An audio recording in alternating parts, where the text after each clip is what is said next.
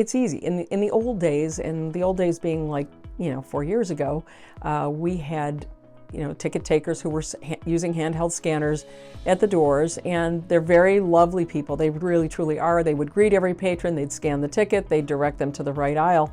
But that's time consuming when you consider you might be loading in as many as 2,500 people. The fact that there's not like this little speed bump of a tiny conversation with every single patron as they come in really has made a massive difference in the load-in time of our audiences. My name is Linda Glosser. I am the Executive Vice President at the Rochester Broadway Theatre League. Our venue is the Auditorium Theater in Rochester, New York. I think the biggest challenge is managing expectations of our audiences.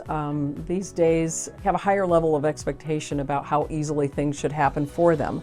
So when our guests get here, we want them to be able to access the venue easily. There's any number of reasons these days that people can decide to stay home or go do something else. Our big concern was, how are we going to get these audiences that want to come back to the theater into the theater as quickly as possible, knowing that for some of us in this business there were going to be regulations and requests and requirements made and standards by which our audiences had not had to abide, prior to now. The installation process was extremely easy. They arrived virtually assembled in a big box. You open it up, they're there working. I mean, it really could not have been an easier process.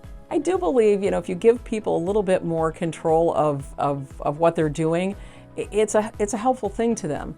They can scan their tickets, so they know what they have to do. Our patrons have really embraced the technology. Of course, at first, and particularly with events that are, heavily subscriber based, we were a little bit anxious about it, but I think once they and we understood the result of being able to continue the line moving more quickly, I think they adjusted beautifully, and now they virtually all scan their own at this point, so they've become old pros.